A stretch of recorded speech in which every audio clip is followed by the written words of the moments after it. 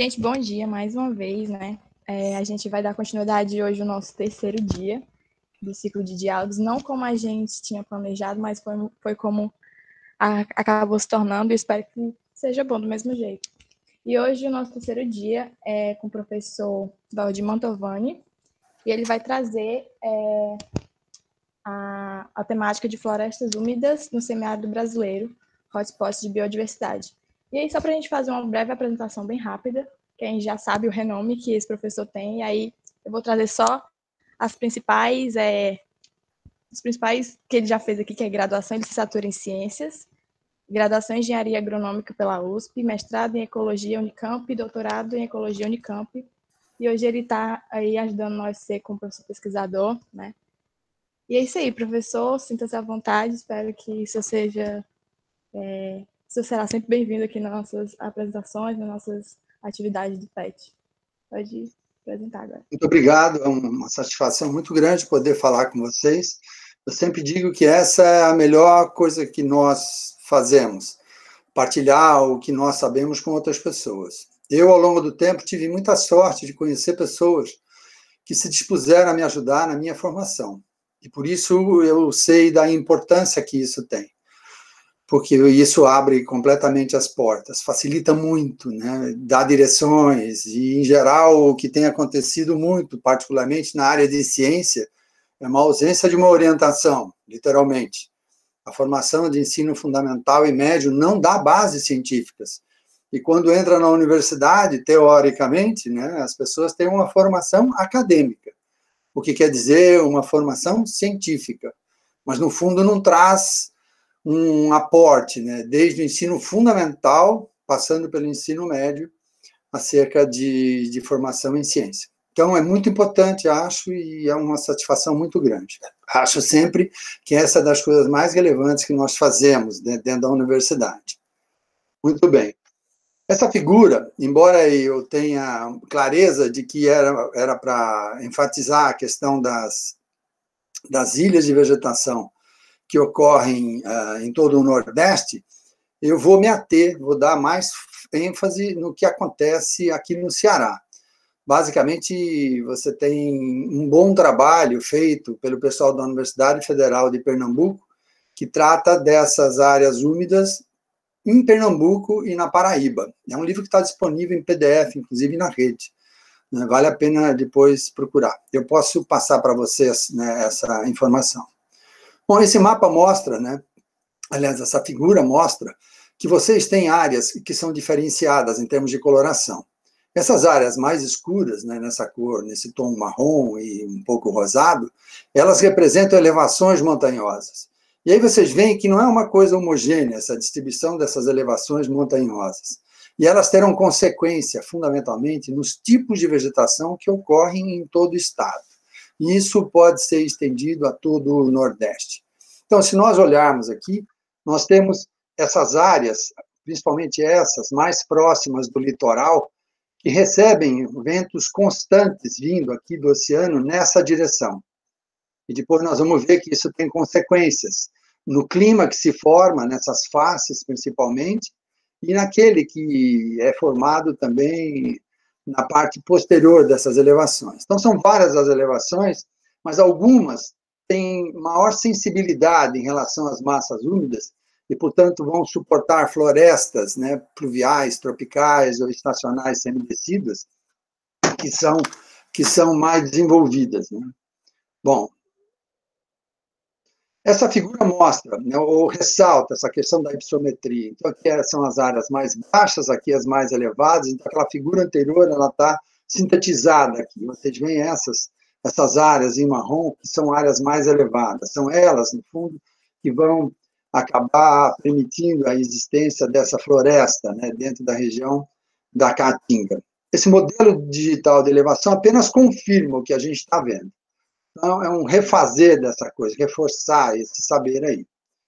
Bom, a consequência disso vai ser a existência de unidades fitoecológicas aqui no estado do Ceará. Vocês podem ver que essa área, essa, aqui também ocorreria, aqui também, elas têm um verde escuro, que trata da mata úmida do cristalino. e tem o verde claro, que é uma mata seca do cristalino, que pode ser uma floresta estacional semidecídua e pode ser uma floresta mais seca, né? Só um momentinho, estou com o meu celular ligado, eu vou desligar, já fiz isso.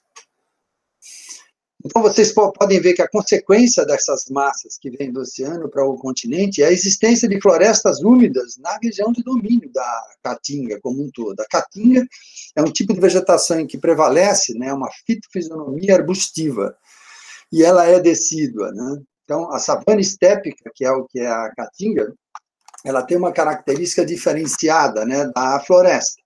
A floresta seca também existe nessa macro-região. Vale lembrar que tudo que nós estamos falando trata do que deveria ser, mas, de modo geral, nós tivemos alterações ao longo do tempo pela ocupação humana, de forma que nós não temos praticamente nenhuma área que não foi tocada, que não foi mexida de alguma maneira, ou pela retirada de alguns produtos florestais, ou pela retirada de madeira e uma série de outras coisas. Então, a vegetação que nós temos hoje, ela é essencialmente alterada, em diversos graus. E então vocês veem, vocês têm aqui essas florestas, e essas são as florestas que nós vamos tratar. Elas ocorrem aqui, ocorrem nas encostas da Ibiapaba e também aqui embaixo. Então, esses maciços residuais cristalinos, eles são uma forma de, vamos dizer, de resistência das rochas a um processo de erosão ao longo do tempo. Eles são áreas de exceção, eles representam mesoclimas diferenciados, né? A gente trata de microclima quando a gente fala de interior de floresta, por exemplo. Mesoclima, porque você tem vastas regiões com climas diferenciados. E eles representam ilhas de umidade no sertão. Esses maciços são muito antigos, e eles são formados por essas rochas metamórficas ou intrusivas, né, revestidos por florestas perennifólias, quer dizer, que não perdem folhas, as árvores não perdem folhas, ou subperennifólias, que perdem parcialmente, com morfogênese química e evolução associada com o processo de dessecação do relevo. Na verdade, se vocês olharem o nosso continente, aliás, nosso continente não, o nosso país, vocês não têm grandes elevações, né? Nós temos um desgaste excepcional histórico, né, das rochas, de maneira que nós temos relevos relativamente baixos, né? Então, a direção predominante dos maciços que a gente observou, o lado da sua localização e da altitude que possuem, vai acabar por conferir setores distintos do ponto de vista ambiental. Um exemplo disso é a Baturité. Na face úmida, vocês têm a floresta. Na base, floresta estacional semidecida. Na parte central, para a parte mais alta, a floresta ombrófila densa. E no reverso, a caatinga. Então, esse reverso reflete variação radical no clima, relacionado com a elevação montanhosa. Essas serras, então, estão mais próximas do litoral, principalmente, né? Porque aí você tem massas úmidas que interiorizam e vão encontrar essas elevações, e, portanto, as massas vão se elevar, vão perder temperatura e haverá condensação da água. E, posteriormente, vocês podem ter ou precipitações ou neblinas. É muito comum que a neblina seja um suporte hídrico muito importante para as florestas úmidas nessas encostas. Então, as vertentes orientais são submetidas aos efeitos de precipitações maiores, o que reflete na ocorrência de encosta de barlavento e favorece a fixação de uma população humana mais expressiva. E aqui vale lembrar o tempo inteiro, nós não vivemos mais num mundo em que não houve alteração antrópica. E, particularmente, na questão da vegetação natural, sempre houve mudança. Ao longo do tempo, sempre ocorreram mudanças. Algumas delas mais intensas do que outras. E isso está associado à densidade populacional.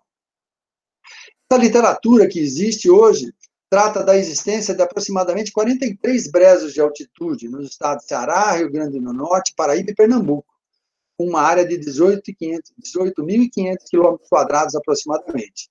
Muitos deles muito alterados, porque essas áreas úmidas, por outro lado, favorecem uma agricultura de alta produtividade.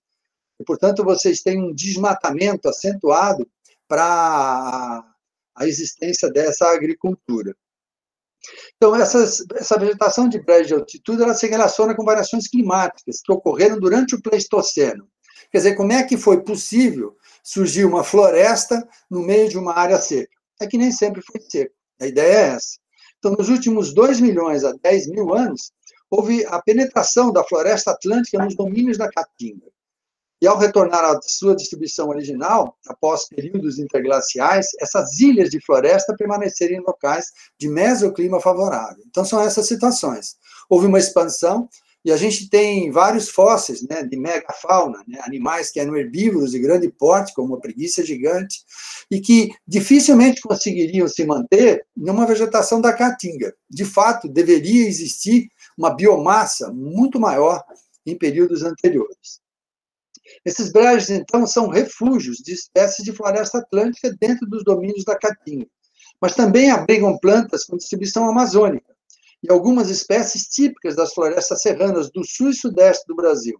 Vale lembrar que as mudanças climáticas sempre aconteceram, e elas acabam por permitir a expansão de certos grupos de animais e da flora para regiões que não eram anteriormente ocupadas. Quando retrocede à condição anterior, nós temos, então, uma diminuição dessas áreas cobertas por essas plantas de áreas mais úmidas. Então, essas ilhas, elas estão associadas à ocorrência de planaltos e chapadas entre 600 e 800 metros de altitude. Essa altitude é capaz de barrar as massas úmidas provenientes do oceano e, como eu já disse, acabar promovendo precipitações atmosféricas. Então, são as chuvas orográficas, que vão garantir níveis de precipitação superior a 1.200 milímetros por ano. Ocorre neblina o ano todo, provendo a floresta de água. Essa floresta atlântica do norte do Rio São Francisco, incluindo os brejos de altitude, esse é um nome vulgar que as pessoas utilizam, é muito popular aqui, essas florestas mais úmidas. Ela é considerada por 3 autores da Universidade Federal de Pernambuco uma unidade biogeográfica distinta da floresta que ocorre desde o Rio Grande do Sul ao Sergipe. Então, existe uma floresta ombrófila densa atlântica que vem desde o Rio Grande do Sul até aproximadamente Sergipe. Aí, a partir do Rio São Francisco, vocês têm uma separação, que é florística. A influência da flora amazônica nessa região ao norte do São Francisco é, obviamente, muito maior do que ao sul do São Francisco. Vale lembrar que a floresta ombrófila densa atlântica, desde o sul até essa região do Sergipe, ela recebe influências de várias floras. Então, no estado de São Paulo, por exemplo, nas mais altas altitudes, nós temos várias espécies de origem andina. Elas acabaram penetrando o nosso continente via o Rio Grande do Sul e ocupou essas áreas mais altas das serras, principalmente da Serra do Mar e da Mantiqueira. Então, nós temos uma variação muito grande nessa floresta, nas várias regiões da sua ocorrência, não só aqui no Nordeste, né? Então, ela é uma unidade biogeográfica distinta dessa floresta chamada Floresta Atlântica, desde o Rio Grande do Sul até aqui. E, além disso, também tem forte relação com a fauna e flora da floresta amazônica, que ocorreram mudanças também que permitiram trocas de fauna e flora entre essas florestas. Então, essa localização dela sobre elevações compõe uma transição entre a floresta atlântica, a floresta seca da Caatinga e a floresta do Cerrado. Vale lembrar que a floresta do Cerrado tem vários elementos das florestas estacionais semidecíduas em São Paulo, por exemplo. Mas no resto do Brasil isso também é verdade. E ela tem muita relação com a flora que compõe as florestas ao longo de cursos d'água. São verdadeiros corredores de dispersão de plantas e de animais. Há uma dinâmica muito grande relacionada com essas florestas ripárias, né? Ocorre também essa combinação de espécies da floresta amazônica e da atlântica no sudeste e sul, que ocorre no sudeste e sul, formando uma ecorregião distinta de outras dessa ocorrência da floresta atlântica. Ecorregiões se distinguem exatamente por características muito próprias, notadamente na biota, né? Então, esses enclaves florestais, eles são como se fossem ilhas. Se você pensar numa ilha, você vai ter várias populações que ficam muito tempo isoladas. Esse isolamento leva à variação genética se manifestar de tal maneira que é muito possível que você tenha a formação de novas espécies. Então, áreas isoladas, em que o fluxo gênico é restrito e as populações não são muito grandes, eles funcionam como laboratórios de formação de novas espécies. Então, o que está dito aqui é que esses enclaves florestais são laboratórios naturais extraordinários, nos quais populações de plantas e de animais estão passando por processo de diferenciação. Se essa diferenciação não permite mais, depois, cruzamentos entre os indivíduos, você pode ter um processo em que você tem a formação de novas espécies. É assim que ocorre. Então, algumas espécies estão se diferenciando a ponto de serem reconhecidas como novas. Há vários exemplos de plantas, anfíbios, lagartos e pássaros descritos nessas condições aqui nessas florestas úmidas. Esses enclaves são biodiversos, muito variados, né? Agregando geralmente muitas espécies de plantas vasculares e de animais, exatamente por conta dessa junção que ocorreu em períodos mais favoráveis, notadamente de climas mais favoráveis. E aí nós temos o Nordeste tendo sido submetido já a diversas alterações climáticas. Se nós pensarmos nesses últimos quase 7 anos a 10 anos de seca, né, isso mostra alterações climáticas de forma muito radical. Então, nós tivemos vários períodos no Nordeste em que nós tivemos regiões mais secas e tivemos regiões mais úmidas. O Nordeste, ele tem a vegetação da caatinga como predominante, e essa vegetação já ocupou, num passado de aproximadamente 18 mil anos atrás, o Brasil Central, chegando até mesmo na região Sudeste. O estado de São Paulo foi ocupado pela caatinga. O Brasil Central foi ocupado pela caatinga. O Chaco boliviano-paraguaio tem uma vegetação característica da caatinga, enquanto o Cerrado ocupava a bacia amazônica. Então, esse é um período seco, em que houve a expansão das formações xerófitas, né, como é a caatinga, por exemplo. Então, a dinâmica das relações entre essas florestas que ocorrem na região tem sido muito alterada.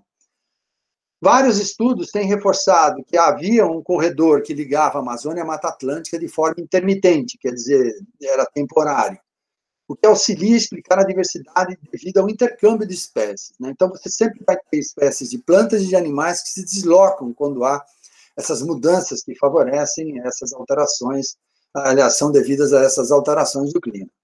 E aí nós temos alguns estudos que provam isso. Existe um registro palinológico, é o grão de pólen, que mostra que espécies ocorrerem em determinadas regiões.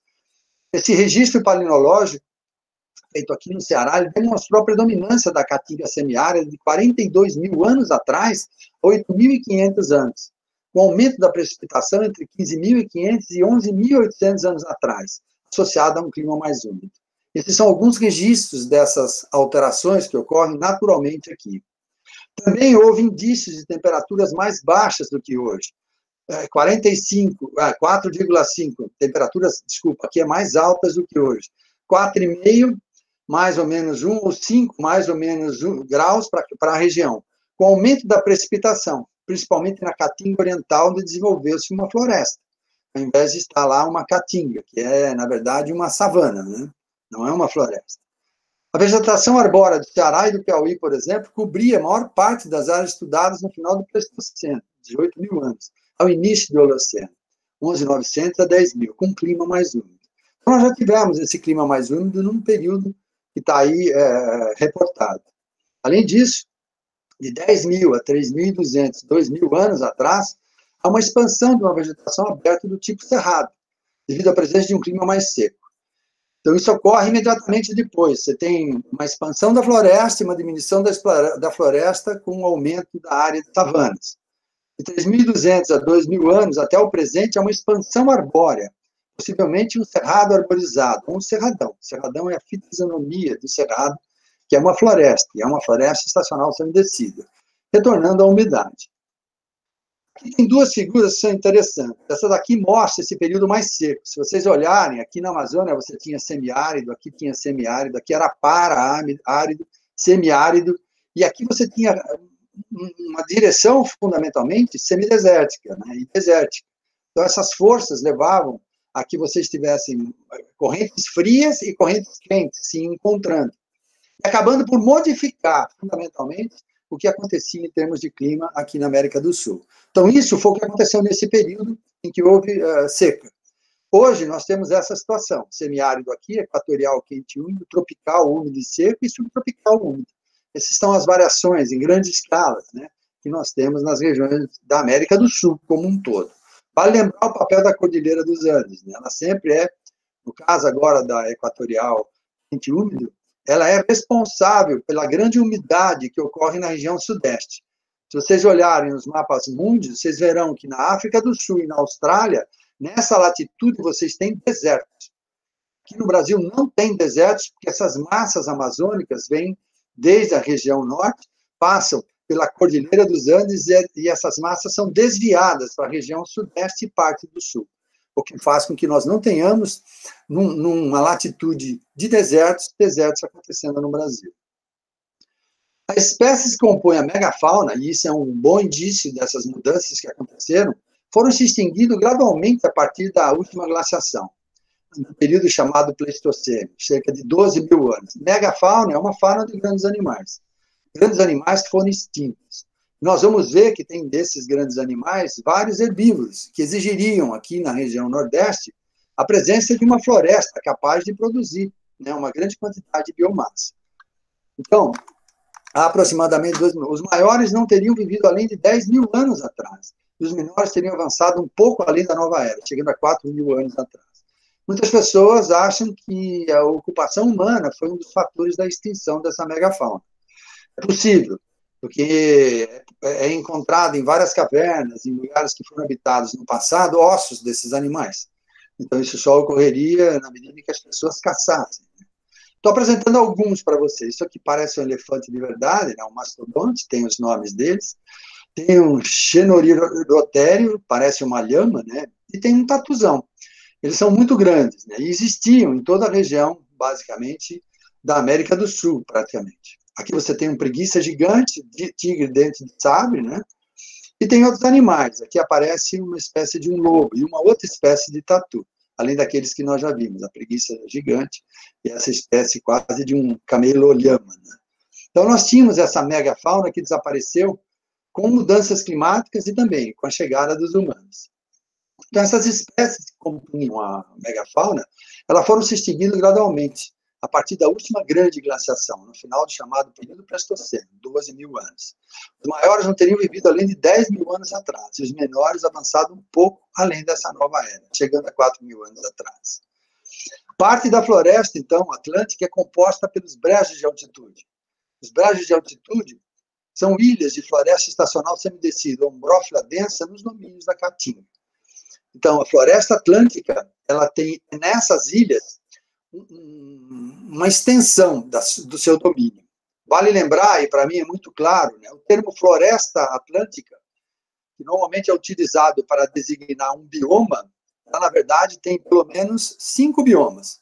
É a floresta ombrófila densa, a floresta ombrófila aberta, a floresta estacional decida, a floresta estacional semidecida e a floresta mista com araucária. São 5 biomas diferentes. O termo bioma é mal empregado, e isso faz com que nós tenhamos uma impressão acerca da floresta atlântica de que ela é muito menos diversa do que de fato ela é, porque nós tratamos de florestas diferentes. Então a complexidade é muito maior do que parece.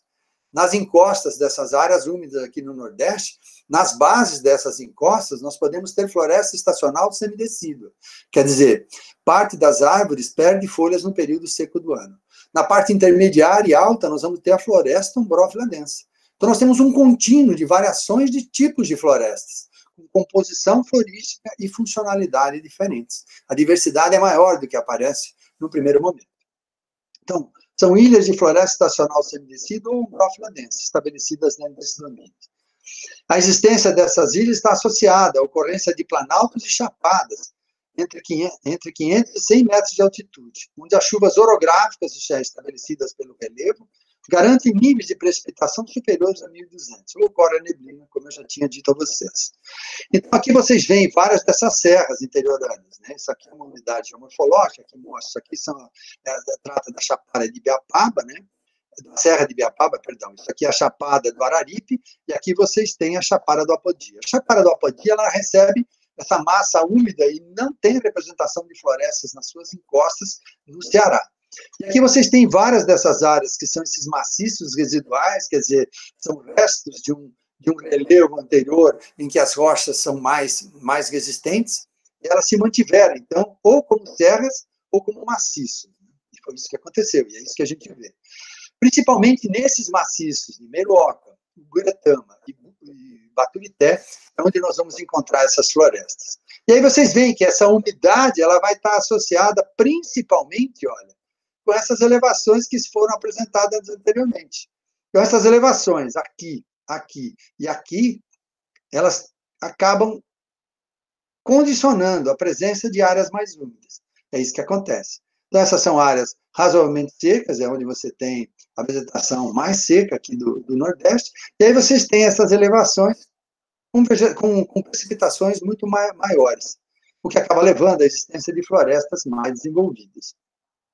Essas elevações úmidas, elas têm basicamente a vegetação aqui no Planalto de Ibiapaba, aqui na Chapada do Araripe, aqui no Maciço do Baturité, aqui em Ururetama e aqui em Meruoca. Essas são as áreas em que você tem um maior desenvolvimento de vegetação nas encostas de elevações. Aqui existe um pouco também, mas a maioria dessas áreas não tem uma representatividade significativa.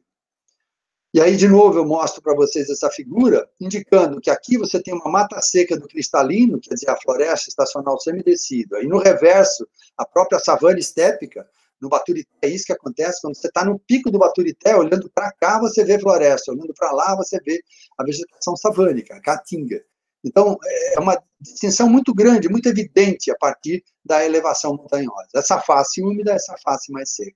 E assim ocorre com as demais também. E é isso que acontece, né? Essa ideia de que ocorrem precipitações ao longo do litoral, e assim que há essas elevações, vocês têm de novo as precipitações. Às vezes não são precipitações, às vezes o que ocorre é a formação de neblina. E a neblina tem um papel importantíssimo na vegetação que ocorre aqui no Nordeste. Mesmo a vegetação do semiárido, ela recebe um aporte de umidade noturna excepcional. Muitas espécies se mantêm por conta disso, dessas áreas úmidas, dessa umidade formada pela neblina.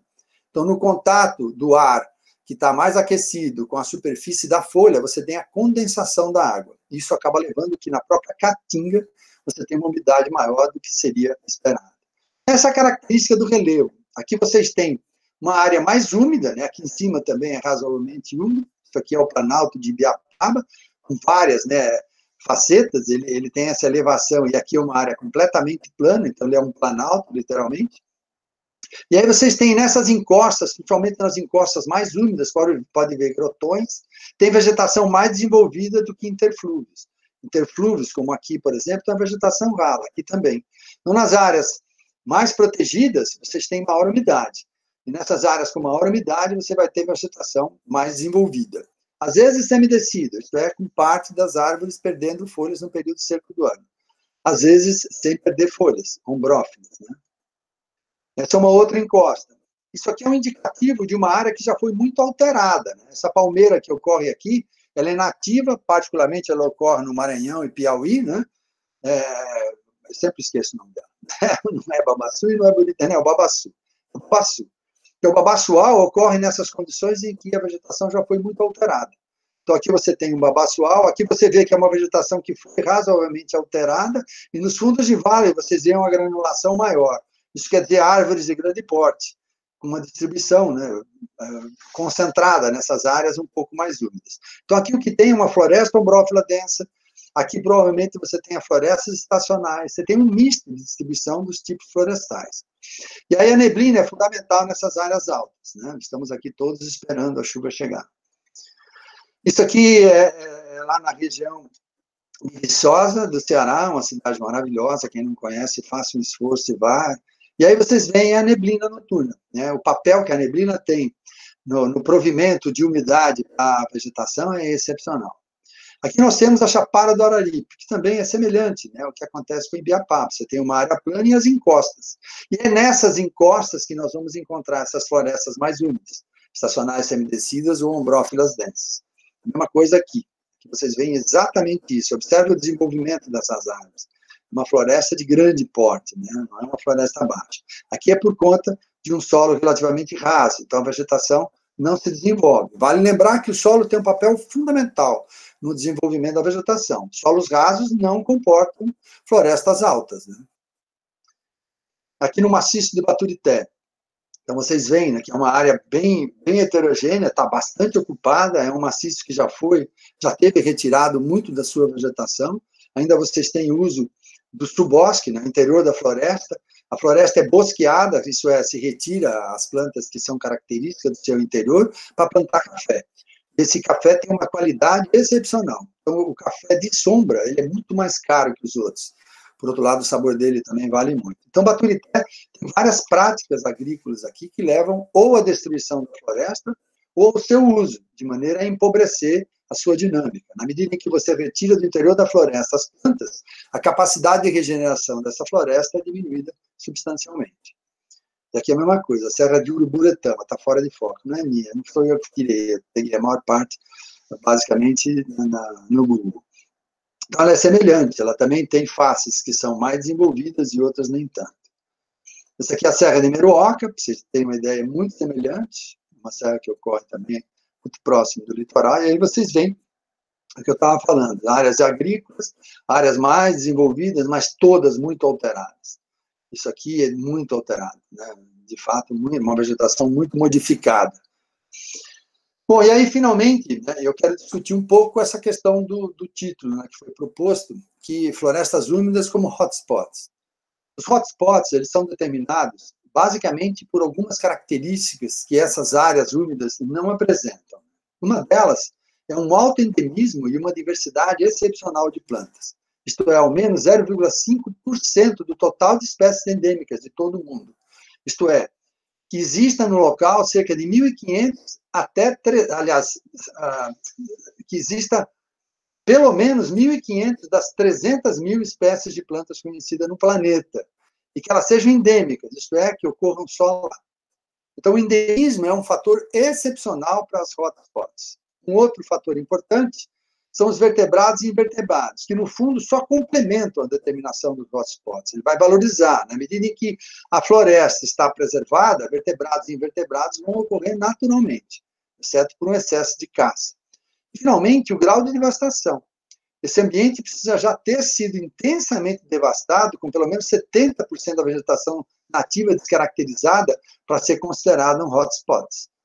Então, o título hotspots ele não cabe no caso dessas florestas residuais do sertão. E aqui vocês veem quais são os hotspots em todo o mundo. No Brasil, a floresta ombrófila densa atlântica e o cerrado são os únicos hotspots que nós temos, de verdade, assim, que tem comprovação em termos da sua importância diante de todas as características que estão lá.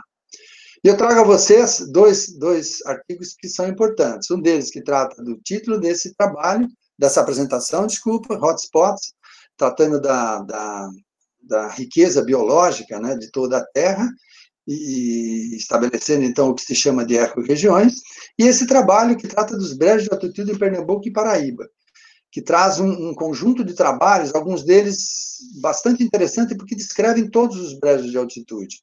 Foi uma referência importante no que eu fiz aqui. Então, era isso que eu tinha a dizer para vocês. Muito obrigado pela atenção.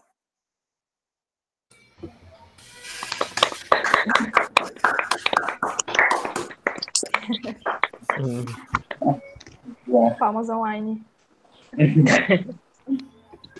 E aí, muito obrigada, viu, professor, pela participação. Imagina, prazer, uma satisfação. Só não estou vendo vocês, mas tudo bem. É que tem que sair da apresentação para... Professor, você tem que sair. Aqui, ó, prontinho. Nossa. Muito bem. Então, a minha ideia foi, de fato, apresentar as questões mais relevantes a serem pensadas, né? A gente nunca tem respostas absolutas para as questões complexas como essas de interpretação sobre vegetação. Então, eu vou ficar à disposição, ele vai disponibilizar o meu e-mail, eu ficarei aqui durante o dia e, caso vocês tenham dúvida, eu posso repassar a vocês. Professor, vamos aproveitar essa oportunidade. Pode clicar em cima de parar a apresentação na sua tecla. Pronto. Pronto, faço isso. Aí, antes da gente finalizar, claro. Quero saber se o pessoal aqui tem os alunos têm alguma pergunta. Eu tenho várias. Vou logo dizendo que eu tenho várias. Claro. Eu queria saber se o pessoal tem algum questionamento a fazer. Tá bom. A Caroline quer falar. Eu posso me ensinar a pergunta? Pois não. Pode, Carol. Dá para ouvir bem, porque está zoado aqui. Tá. Tá bom. Bom, obrigada, professor, pela palestra. Né? Foi muito produtiva, muito clara. Né? Então, a minha pergunta é sobre o tipo de vegetação do carrasco. O que acontece? Em uma aula de campo que eu tive de biogeografia, que eu fui para Ibiapaba, a professora nos apresentou a vegetação do carrasco, né, que aqui no Ceará está presente no reverso da Ibiapaba. Contudo, segundo ela própria, ainda não há um consenso entre os pesquisadores em relação a essa vegetação.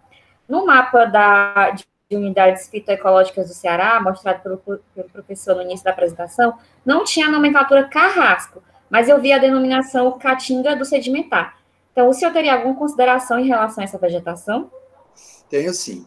Vale lembrar o seguinte, os biomas, eles são definidos por algumas características, mas principalmente pela fitofisionomia. Quando você olha a vegetação, ao longo do tempo é que você classifica. Então, se você tem uma floresta, você vai ter árvores de grande porte, árvores emergentes, vai ter plantas no interior da floresta, e vai ter epífitas, lianas, etc. Se for uma floresta úmida, mais e mais ela é complexa nesse sentido.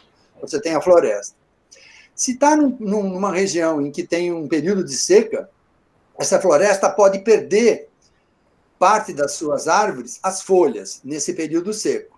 E aí ela pode ser chamada de floresta estacional, porque depende de uma estação, semidecídua, porque perde parcialmente as folhas, ou decídua, quando a grande maioria das árvores perde folhas. Outras características que você tem de modo geral vão se referir a esse arranjo, então, do que a gente chama de formas de vida das plantas. O carrasco, ele é uma savana. O que é uma savana? A savana é uma formação arbustiva arbórea.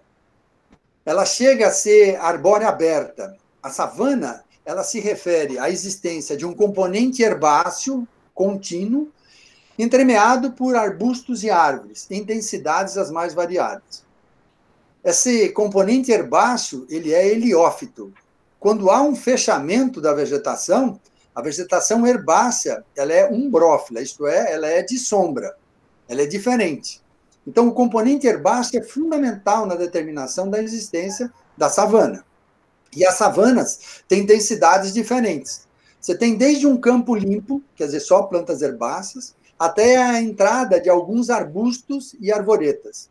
Mesmo que seja uma densidade muito baixa, isso já é uma savana aberta. E isso vai alterando na medida em que você tem uma densidade maior de arbustos e arvoretas, até chegar a uma quase floresta. Na região de ocorrência do Cerrado, no Brasil Central, da região da savana, você tem uma designação que é o cerradão. O cerradão não é mais do que uma floresta estacional semidecídua. O que tem é que no Brasil nós temos uma classificação biogeográfica, mas particularmente fitogeográfica, que é muito pessoal. Se você olhar, caatinga existe no mundo? Não existe. A única vegetação brasileira e tal. Não é. A caatinga é uma vegetação que, na verdade, é uma savana estépica. É uma vegetação que perde folhas no período seco do ano, é uma savana predominantemente, até você ter a floresta seca. É outra história. A floresta seca é uma floresta. E aí, o que acontece? Se você olhar, mesmo na América do Sul, no México, olhar na África, olhar lá na Índia, olhar lá na Austrália, você vai encontrar vegetação do tipo savana estépica. Mas nenhuma delas é chamada de caatinga. É a mesma coisa do cerrado. O cerrado é o quê mesmo? É uma savana. Onde você tem savana? Tem na África, tem na Austrália. E aí você vê a vegetação na savana, por exemplo, africana, por conta da fauna, você tem praticamente um campo com algumas árvores. E aí tem os grandes grupos de mamíferos que são responsáveis pelo não desenvolvimento dos arbustos e árvores, que nós não temos aqui. Também não tem na Austrália.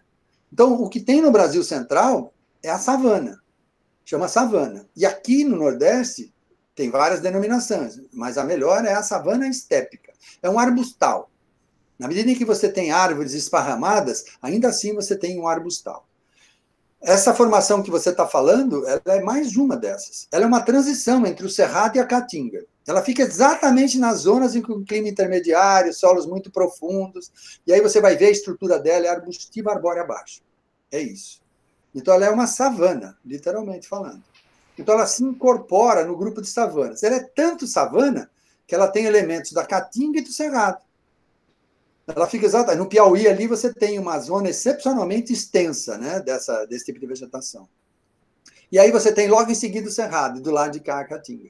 Então é uma influência florística muito grande. E essa influência florística não muda a fitofisionomia. É isso que importa. A classificação é fitofisionômica, não é florística. Ah, mas essa é uma espécie da caatinga. Não, essa é uma espécie. Lá na África vai ter a mesma? Não, mas é o mesmo tipo de vegetação. É assim. Então, a classificação ela tem que ser alterada nesse sentido. Ela é, antes de tudo, fitofisionômica.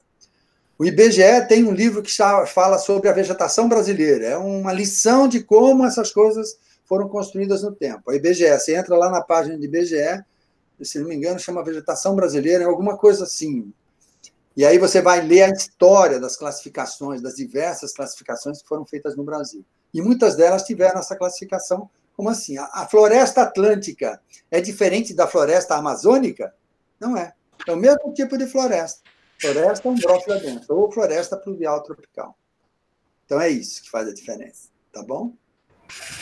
Então, professor, a nomenclatura, o nome Caatinga, assim como o Cerrado, seria apenas, no caso brasileiro, a vegetação em si, ela existe sim em outros locais, sim. Né? Muda só a questão da própria localidade, animais, né? Obrigada. Assim, tem um complicante nesse processo, né, que no Brasil você tem 5 biomas, né? Só 5 biomas. Você tem Mata Atlântica, Mata Amazônica, você tem a Caatinga, você tem o Cerrado, você tem o Pantanal e os Pampas Gaúchos, são 6. Pessoal, isso subestima absurdamente a nossa biodiversidade. Em São Paulo, eu tenho a vegetação que é da praia, eu tenho um arbustal na planície litorânea, aí eu tenho uma floresta paludosa, de áreas úmidas, tenho uma floresta ombrófila densa nas encostas, no alto eu tenho uma floresta ombrófila densa baixa, pequena, e no reverso da serra eu começo a ter a floresta estacional semidecida. No Planalto de São Paulo eu ainda tenho resquícios da floresta mista com araucária. E no interior de São Paulo eu vou encontrar a floresta estacional semidecida, cerrado, floresta estacional decídua, principalmente sobre o calcário. Então, isso tudo que é chamado de Mata Atlântica é muito mais complexo. Tem uma diversidade excepcionalmente maior. Nós estamos subestimando isso completamente. A minha opinião sempre foi contra essa discussão. Eu sempre tive debates muito, muito fortes com pessoas que simplificam desse jeito. Porque vamos recuperar a Mata Atlântica? Tá, que Mata Atlântica? Eu vou usar na floresta com araucária a mesma planta que tem lá na floresta ombrófila dentro? Claro que não. Né? E a fauna também não é igual e tal. Tá bom. Obrigada. Tem mais alguém, galera? Eu estava com uma dúvida, Fred.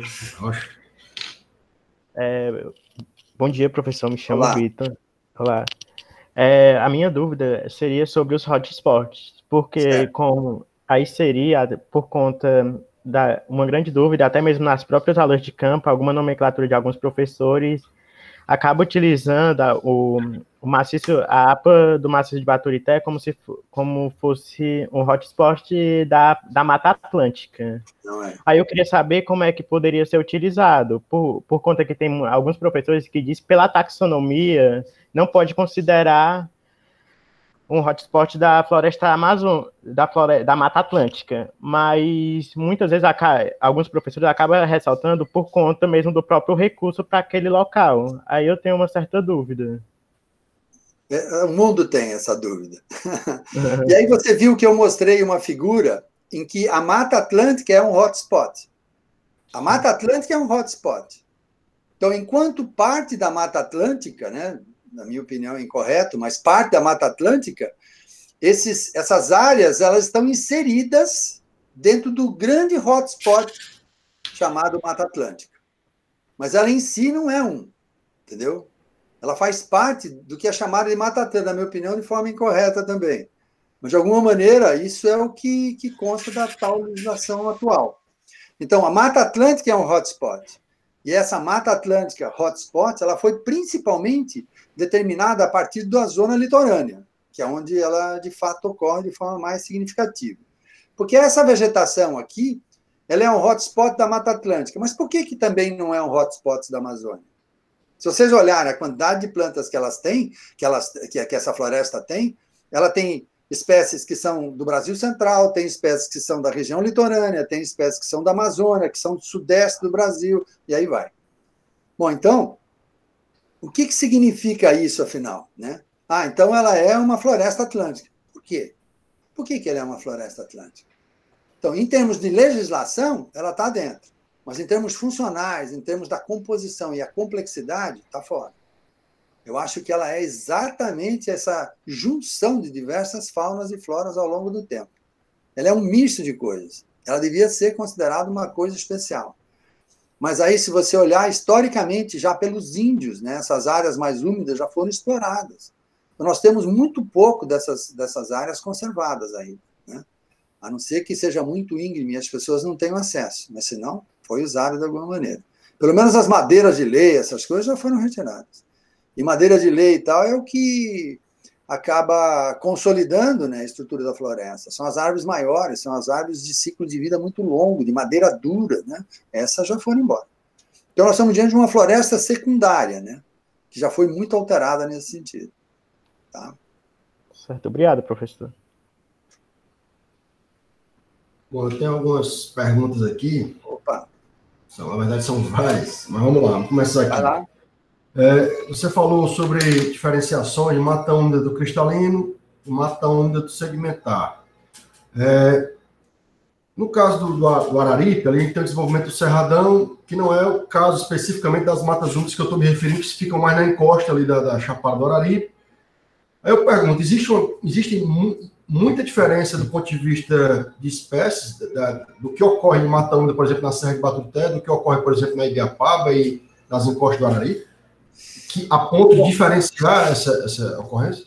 Então, esse é um problema que vocês têm de uma maneira muito mais séria aqui no Nordeste como um todo que nós temos em São Paulo, porque nós tivemos várias missões do Estado fazendo levantamentos florísticos. Então, eu vou perguntar para você sabe que espécies estão onde? Nós não temos levantamentos florísticos sistematizados ao longo do tempo. E fazer isso hoje significa subestimar a flora e fauna. Porque o que tinha já praticamente foi acabado. Se você olhar a caatinga, ela é toda muito homogênea, é tudo arbustiva baixa. Um domínio daquele cróton e tal, sabe? É tudo muito igual. Então é óbvio que isso foi muito alterado. Bom, se foi muito alterado, qual é de fato a identidade dos tipos de vegetação que vocês têm? Eu consigo saber se eu comparo com outras áreas, por exemplo, o Piauí, por sorte, lá em 7 cidades tem uma flora interessante. Se você entra lá em 7 cidades, tem uma flora de caatinga e de cerrado. E aí tem alguns referenciais importantes, porque lá é razoavelmente conservado. Mas poucas áreas conservadas têm levantamentos aqui no Nordeste como um todo. E aí não é igual. Se eu falar aqui na região do Ceará, não é igual o Piauí e Maranhão. Maranhão é mais Amazônia do que Caatinga. Pô, né? E aí você vai para as regiões litorâneas, também não é igual, é muito diferente. Então, em cada situação, você teria faunas e floras que já deveriam ter sido conhecidas.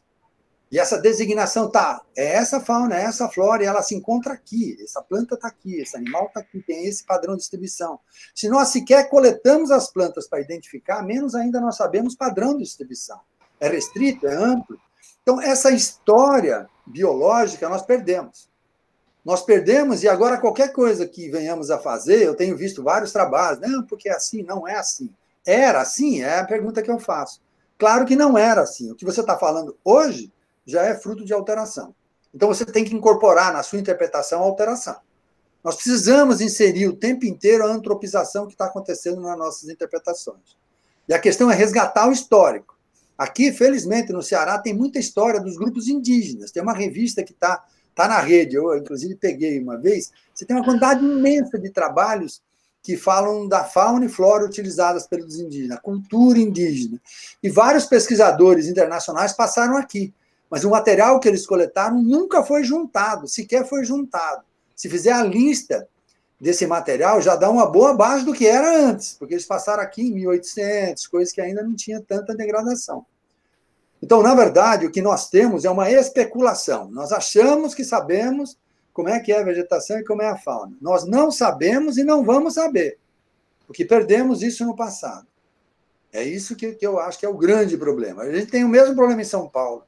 Completamente. A gente não tem um segmento da floresta estacional semidecídua, que é uma floresta do nosso interior, em extensão razoável que não foi mexida. O máximo que tem é o Morro do Diabo, que é uma floresta secundária. Então, a nossa história é uma história de degradação. Vamos ter que conviver com isso, parceiro. Não tem jeito, não. Morro do Diabo é aquela lá em Eldorado Paulista, né? Oi? Morro do Diabo é lá no Pontal do Paranapanema. É ali tem aquela Caverna do Diabo ou não? Caverna do Diabo... Não, a Caverna do Diabo fica lá na região do litoral. Ah, tá certo. É o Morro do Diabo. Lá é o certo. Morro, não é a caverna. Ele tem várias propriedades em São Paulo. Tem um morro, tem uma caverna.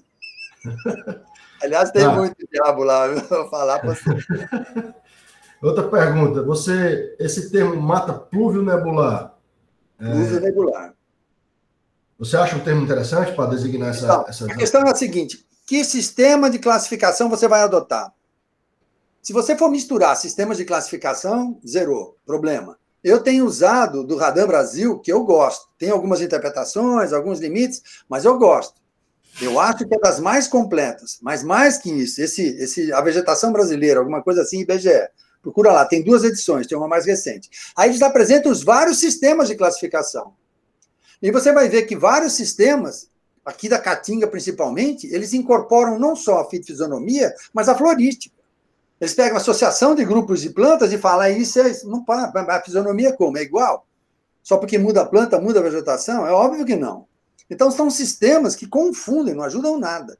Esse sistema, que é um sistema mundial, de Miller, Dombois e Ellenberg, ele, pelo menos, permite uma discussão sobre o que você está dizendo e o que você está vendo.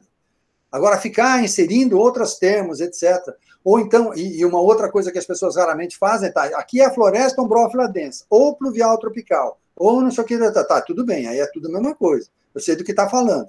Mas, de repente, entra nebular, que quer dizer o quê? Que ela é de topo de morro, que provavelmente ela fique em condições dessa nebulosidade intensa, mas ela é o quê mesmo? Em termos de floresta? É ombrófila? É estacional? Ela é o quê? É uma floresta de grande porte? É multistratificada? É baixa? Então, as coisas têm que ser organizadas a partir de um sistema de classificação. Esse sistema tem erro? Tudo bem, mas você está diante de um erro que você consegue reconhecer. Agora, ficar inventando coisa, adaptando, cada pessoa faz isso. E os nossos biogeógrafos, eles eram pródigos em criar nome, mas muito pródigos. Eu não sei quantos que eles bebiam no campo, mas vou falar, eram bons disso. Tem nome pra caramba. Bom, eu tenho um questionamento aqui também que eu fiquei curioso com relação à evolução. Tá? Evolução. Pelo que eu entendi da sua explicação, é lógico que o intervalo temporal que você mencionou é um intervalo relativamente recente, do ponto de vista geológico, ele vai do Pleistoceno tardio até o Holoceno. Então, é algo relativamente recente do ponto de vista geológico. E nesse recorte temporal que você apresentou, eu percebi que o que chegou foi a Mata Atlântica. A Caatinga já estava instalada e a Mata Atlântica ocupou, a floresta úmida ocupou esses setores em condições de umidade um pouco mais expressivas. Eu queria, assim, a compreensão que eu tinha, isso puxando num intervalo temporal mais extenso, tem até alguns autores que falam em antigas florestas gondoânicas, que foram gradativamente perdendo espaço em função da expansão da semiaridez, com a expansão efetiva das caatingas. Enfim, o que eu estou querendo questionar aqui é, se você considerar essa perspectiva de evolução da semiaridez atual, subatual, o que é que você considera mais antigo em termos de ecossistema? A caatinga que está se expandindo nos sertões ou aquela mata úmida que está no topo da serra? Existe alguma forma de mensurar essa questão temporal de desenvolvimento desses ecossistemas? Você tem hoje mecanismos pelos quais você consegue fazer as relações das espécies no tempo. Surgimento de família, surgimento de gênero, surgimento de espécie. Hoje tem vários mecanismos de estudo que são capazes de te mostrar. Então, você tem uma amostra florística e você faz uma análise dessa amostra florística. Você vai encontrar coisas muito antigas, que nem aqui mesmo vocês têm uma gimnosperma, né? Esqueci o nome dela agora, mas já eu lembro. Tem uma gimnosperma aqui que provavelmente veio lá do sul, né? Provavelmente tenha uma relação aqui com esse local muito antiga, que também tem na região amazônica, tem várias, Podocarpus, é um gênero Podocarpus que tem aqui. Então, o que acontece com essas coisas? A gente não sabe essa história de fato. Porque quando nós falamos, aqui foi mais seco, aqui foi mais frio, aqui foi... Peraí, foi em todo lugar? Se tivesse uma montanha, pronto, a encosta já foi diferente. Se tivesse um curso d'água, peraí, veja bem, não é igual. Então, você sempre teve locais que nós podemos chamar de refúgios de fauna e flora. Esses refúgios de fauna e flora, e quem faz isso são aqueles historiadores que falam exatamente sobre a Amazônia e o período de refúgio. Isso aconteceu antes também. Assim como você teve refúgios para a floresta, você teve refúgios para as formações mais secas. A questão é, os grupos florísticos e faunísticos que você encontra na Caatinga são mais recentes ou mais antigos do que aqueles da floresta ombrófila densa amazônica e atlântica? A floresta atlântica ela tem influência de várias regiões do país, então ela não é una. De verdade, ela não é única, ela tem várias composições e arranjos em geral. Então, essa resposta ela depende de você saber que grupos você está tratando e tentar descobrir essa história. Essa história tem sido contada por vários grupos, quando eles fazem aquelas relações genéticas, filogenéticas principalmente, é muito razoável que eles consigam dar algumas respostas, para alguns grupos em particular. Nem todos, né? Você fala em flora, da floresta você pega 200 espécies de árvores, né? 100 e poucas espécies. Peraí, vamos ver direito isso. Né? Então, é muito trabalho, mas isso já existe. Então, as pessoas já têm conseguido fazer essas relações. Para mim, é óbvio que houve mudanças que favoreceram a expansão da floresta, eu não tenho dúvida nenhuma, tanto que aqui existem fósseis dessa megafauna que são muito antigos na região da Caatinga. Então, a Caatinga já foi coberta por floresta de verdade, muito mais seca e tal, mas não era floresta ombrófila, talvez, mas teve floresta, porque isso é que seria capaz de sustentar essa megafauna. Então, essa dinâmica, vamos dizer, ela precisa de detalhes para estudar. O pessoal da paleontologia, da paleogeografia, da paleocoisas, tem conseguido responder algumas questões relativas a pólen, relativos a encontrar animais, relativos a uma série de resquícios, né, do que era, afinal, a nossa região. Tem vários trabalhos no Piauí. O Piauí tem grupos bem interessantes que têm esses estudos e que têm colocado isso. Então, eu não sei se as coisas foram muito iguais. Se você lembrar, né, a formação dos Andes modificou radicalmente o que é a nossa região. Porque, na verdade, na época da Gondwana, aqui devia ser um grande deserto. Então, a priori, quando tudo era Gondwana, você tinha um deserto. Não tinha nem o semideserto, não era deserto de verdade. Não tinha possibilidade de chegada de massas úmidas. Nós estávamos encostados na África, um território único, imenso. Então, partir daí para a história. Bom, e que grupos que existiriam de plantas e animais naquele período? Aí nós estamos falando de toda essa evolução. Então é necessário contextualizar. Poucas espécies, provavelmente, sejam oriundas da separação África-América. Poucas coisas são reconhecidas na África e na América. Em termos de grupos taxonômicos, de família, ordem, já está, tudo bem. Mas espécies, não. Então, até onde vai isso, né? Como é que essas coisas acabam, de alguma forma, contando a história? Não somos nós, são eles que contam. Né? Essa pergunta eu faço muito mais na interpretação geomorfológica. Eu trabalho com geomorfologia e tem algumas interpretações clássicas de evolução dos relevos que levam em consideração antigos sorrigimentos e rebaixamento da superfície de erosão, onde a Caatinga se instalou, com áreas mais jovens, do ponto de vista geomorfológico, não fitogeográfico. E, nessa interpretação, considera-se que o topo dos planaltos, principalmente os cristalinos, são muito mais antigos do que a superfície de erosão mais baixa. O que não é verdade, logicamente, assim, não é obrigatoriamente a verdade, quando você leva em consideração o aspecto fitogeográfico. E a evolução ela vai respeitar um aspecto climático que é variável. Certo, vamos lá, vamos para frente. Porque a área pode ser muito antiga, vamos dizer, como você está falando, mas ela não sofreu mudanças climáticas. Exato, é verdade. A penetração de outras espécies, aí você tem todo um processo de reocupação de espaço, ocupação de novas espécies, tem uma dinâmica o tempo inteiro. Sobre isso a gente tem pouca notícia, principalmente porque o nosso histórico é frágil. Né? Nós temos um histórico muito frágil. Eu me lembro quando eu comecei a trabalhar com dinâmica de populações no Brasil, isso, eu não vou falar aqui quando, mas nós éramos não mais do que 5 pessoas trabalhando com dinâmica de populações de plantas. Laboratórios da Inglaterra, Estados Unidos, várias outras regiões, tinham laboratórios de 50 pessoas. Esse é um dos problemas que nós temos. Nós temos um grupo muito reduzido de pesquisadores ao longo do tempo, mesmo no passado. Então, isso faz com que nós tenhamos pouca informação. Nós somos completamente dependentes das informações que chegam de fora. parcerias e uma série de coisas. Se você pensar nos grandes grupos brasileiros que têm maturidade para fazer as coisas que eles estão fazendo lá, são poucos. Primeiro porque nós dependemos da tecnologia, não é nem uma questão do conhecimento, é da tecnologia. Eles têm acesso a tecnologias que nós nem imaginamos. O que vai chegar para a gente é a terceira, a quarta geração. A primeira só eles têm. Então, eles têm uma evolução tecnológica muito melhor do que a nossa.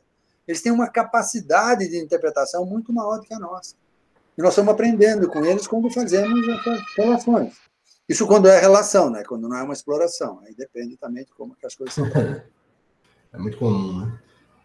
Bom, eu tenho outra pergunta aqui com relação, você falou de ave, falou de endemismo, alguns tipos de ocorrência de endemismo nessas áreas mais úmidas. Tem um amigo que trabalha com herpetofauna, ele fala que tem muitos exemplos de herpetofauna endêmica em áreas de, principalmente sapos, lagartixa, etc. Com relação à avifauna, eu fiquei curioso. Além do soldadinho do Araripe, você conhece algum outro exemplo de avifauna nos brejos do Nordeste que seja endêmico? Tem pessoas que já têm esse estudo, eu já li algumas coisas sobre isso. Tem um grupo, eu não sei, agora eu não vou lembrar, mas eu te escrevo depois. Já tem feito esses estudos e tem aparecido, de fato, algumas espécies diferenciadas, principalmente quando são essas que não têm um voo longo, por exemplo, aves de subbosque, do interior de floresta, né? Animais que não têm uma grande locomoção ou capacidade, né, de locomoção. Você vai encontrar vários grupos, inclusive répteis, anfíbios, aves, tem vários deles que têm essa capacidade. Até alguns lagartos também já têm. Eu conheço vários estudos que foram feitos, mas eu não vou me aprofundar nunca nessas relações. Assim, mas existem vários trabalhos falando disso. E vale lembrar que essas áreas elas funcionam como ilhas. Vários animais estão, de fato, presos nessas ilhas. E só conseguiriam sair se tivesse uma mata ciliar, se tivesse uma expansão das florestas e uma série de outras características. Né? Mas, senão, ele vai ficar lá. E aí, potencialmente, você tem informação, no mínimo, de variedades, uma série de subespécies, e aí vai. Eu pergunto sobre a avifauna, porque eu imagino que, dentro do reino animal, seria o mais fácil deslocamento seriam as aves, né? Porque se você fala de herpetofauna, por exemplo, a questão da umidade ela é fundamental para que ela se mantenha. A ave pode ir e voltar para outro local, eu imagino, né? Mas, enfim, mais uma coisa. Porque tem várias aves que não têm voo longo, né? Que são do interior de floresta, uma série de coisas. Essas são muito restritas mesmo. São várias, vários grupos. Bom, continuando aqui, eu fiquei curioso, você mencionou aí o período em que o Cerrado expandiu, ocupando a Amazônia, foi isso? Não, ao contrário, né? O que aconteceu foi que o Cerrado foi expulso do Brasil Central pela savana, e aí ele ocupou o espaço amazônico, porque é o que restava para ele. Não era tão seco quanto o Brasil Central, até o Paraguai, São Paulo, que foi ocupado pela Caatinga. Isso foi quando? E aí, essa vegetação mais seca, cerca de 18 mil anos atrás, aproximadamente. Tem estudos em São Paulo que mostram a formação daquelas pedras que são relativas à seca, diferente da água, né? Aquelas indicações de pedras que datam, né? Então, em São Paulo já teve a Caatinga. E aí a Caatinga empurrou o Cerrado para a região amazônica, que não era mais florestada, mas também não era tão seca quanto o Brasil Central. Então, o Cerrado conseguiu se estabelecer lá. E tem vários levantamentos que mostram grãos de pólen, né, resíduos de plantas, né, que são característicos do Cerrado no Brasil Central. Uma coisa que eu ia lhe pedir eram referências associadas a essa questão dos grãos de pólen, da palinologia, aqui para o Ceará. Se você teria alguma indicação de referência para entender essa expansão de mata úmida e tal, que no contexto mais paleogeográfico. Tem gente que está fazendo. Então, tem um pessoal da França que está trabalhando aqui junto com a Chesca, né? A Chesca tem feito esse trabalho junto com elas. Na verdade, só acompanha, né? Eles têm a técnica, trazem tudo, mas eles têm feito vários trabalhos baseados em palinologia. Eles estão buscando exatamente tentar interpretar essas regiões. O problema aqui é que um dos depósitos mais relevantes que você tem são os lagos. Só que aqui não tem lago de verdade. Você tem buraquinho que as pessoas fizeram para encontrar água, né? Aliás, para reservar água, nem é para encontrar, é para reservar. Então você tem poucos depósitos confiáveis, que são passíveis de uma datação e uma série de coisas muito boas. Tanto que grande parte do trabalho está sendo feito lá no Piauí, que é uma região que está melhor conservada que aqui. Além do que você tem aqui na região do Nordeste, em Fortaleza, né, Fortaleza, no Ceará, você tem solos muito rasos. De modo geral, os solos são muito rasos. O cristalino aqui é superficial, quase. E isso faz com que você tenha poucos depósitos, ao contrário do que acontece lá, que já começa a ter o cerrado, portanto, solos profundos, tem áreas mais úmidas, em suma, você tem capacidade de depósitos para esses estudos muito mais eficientes. Né? Certo. Com relação à classificação das áreas úmidas aqui, você já foi em Uruburetama, no maciço de Uruburetama, você conhece? Eu passei, nunca fui lá, de fato. Na verdade, eu ia fazer uma pergunta muito específica, porque vários autores classificam Uruburetama como uma área de floresta úmida, e eu já fui várias vezes, e os registros que eu consigo visualizar, aí tem algumas relações de bromélias, de alguns muros, líquens, em alguns setores muito pontualizados, mas é muito longe de comparar, por exemplo, com a Serra de Baturité, ou até mesmo com os setores mais úmidos da Meruoca. E a pergunta que eu ia fazer é se você consideraria Uruburetama efetivamente uma área de floresta úmida, porque não é o que eu consigo visualizar quando eu estou por. Tem duas complicações nesse processo. A primeira e mais importante é que Uruburetama foi muito mais alterada do que Baturité. Isso é fato. Degradação total. Se isso é verdade, então, se isso é verdade, você já não vai ter áreas de floresta como deveria ser. Eu não tenho dúvida que as grotas, as áreas de fato voltadas para a porção leste, elas comportariam uma floresta ombrófila densa. Eu não tenho dúvida que seria capaz de fazer isso. Principalmente as grotas, tem algumas nascentes, tem uma série de coisas que criariam um ambiente que favoreceria a presença dessa floresta. Então, essa floresta estaria mesclada com outros tipos de vegetação, inclusive a floresta estacional semidecida. Mas o grande problema de Uruburetama é o quanto mexeram. Eu passei por lá e quase você não tem nada lá, né? É um estrago geral. De longe você vê que já foi. Né? Ali já foi uma floresta. Bom, outra pergunta que é muito comum aqui, principalmente o pessoal da geografia, existe alguma, digamos assim, alguma estratégia mais fácil de diferenciar caatinga aberta de caatinga fechada, assim, no campo, por exemplo? Fisionomia. Caatinga aberta é o seguinte, caatinga aberta e fechada, elas só são capazes de serem mensuradas no período com folhas. Sem folha é tudo aberto. Com folhas, você vai saber. A caatinga fechada ou densa, ela vai sombrear o solo. E aí você vai ver um microambiente diferenciado, no período de folhas. E no outro, você, além disso, tem uma densidade de plantas diferenciada. O problema é que a maior parte da região da existência da savana estépica já foi mexida, já foi cortada rasa. É raso. Esse cróton que tem em tudo quanto é lugar, ele faz aquelas cercas, as pessoas colocam essa cerca contínua, quase um muro, que não dá nem espaço para entrar pequenos animais. Então, a quantidade de material que é retirado constantemente é muito grande. E tem um histórico de uso. Então, lá atrás, todas as casas eram feitas de madeira ou de buriti. Mas, de alguma forma, usou madeira. Então, o grande problema está em você encontrar áreas conservadas e poder comparar. No período chuvoso. No período chuvoso, a floresta densa vai ter um sombreamento interno. Vai criar um microambiente interior. A aberta não vai fazer isso. A quantidade de biomassa no solo também é menor na floresta aberta. Com relação à caatinga propriamente dita, assim, tirando de fora aí a floresta descido, floresta semidescido, falando especificamente da caatinga, se você pegar o contexto do estado do Ceará, como é que você compartimentaria essa caatinga do ponto de vista fitogeográfico? Aberta, fechada, arbustiva, arbórea? Como é que seria algum geral, arbustiva, arbórea no máximo. Ela é predominantemente arbustiva e, no máximo, arbustiva, arbórea como regra. Aí eu encontro alguns trechos de floresta seca.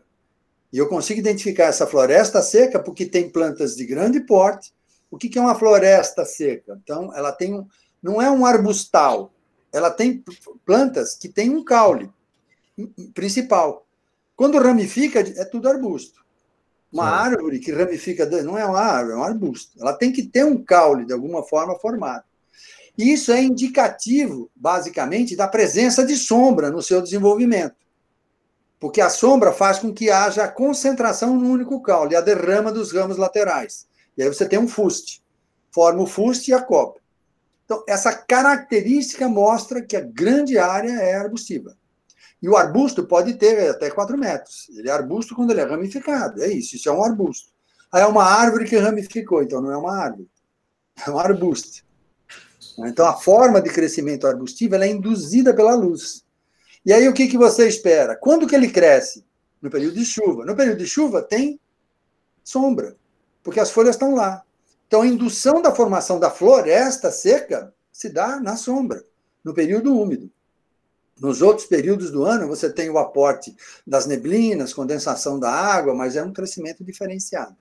Muito mais para sobrevivência e reserva do que para crescimento mesmo.